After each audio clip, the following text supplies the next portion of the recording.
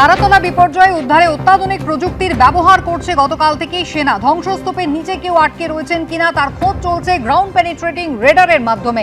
মাটির নিচে কি পরিস্থিতি এই যন্ত্রের সাহায্যে তাই কিন্তু বোঝা যায়। কি এই যন্ত্রের ভূমিকা দেখুন।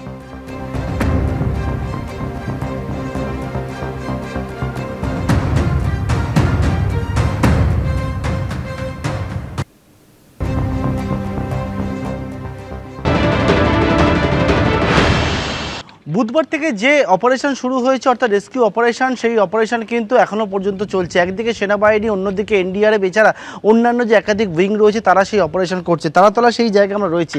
কীভাবে এই অপারেশনটি হচ্ছে, যে জায়গায় দেখতে পাচ্ছি যে সেনাবাহিনীর যারা আধিকারিকরা রয়েছেন, যারা জওয়ানরা রয়েছেন, তারা যে জায়গায় উপস্থিত রয়েছেন, এই জায়গায় বিভিন্ন জায়গায় তারা গর্ত করছেন। এক্ষেত্রে হচ্ছে বিশেষ ধরনের যে অত্যাধুনিক যন্ত্র তাদের রয়েছে সেটা ব্যবহার করছেন।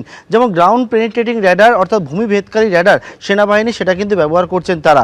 মূলত এই যে র্যাডার, সেই র্যাডারের সাহায্যে নিচে কোনো রকমভাবে কেউ চাপা পড়ে রয়েছে কিনা সেই বিষয়টাকে নিশ্চিত করা হচ্ছে, সেই বিষয় নিশ্চিত করছে।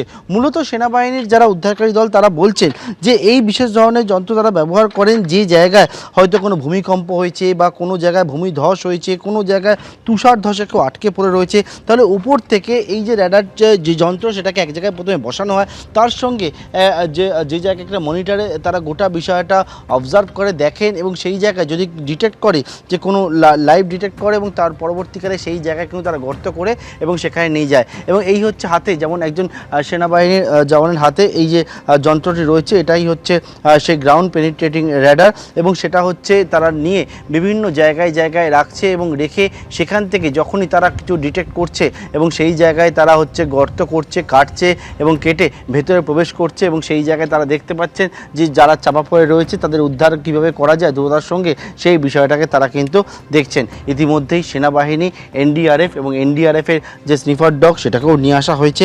নিয়ে এসে কোন জায়গায় কে কে এখনও পর্যন্ত চাপা পড়ে রয়েছে সেই বিষয়টাকে নিশ্চিত করা হচ্ছে এবং তারপরে সেই জায়গায় চালানো হচ্ছে রেস্কিউ অপারেশন।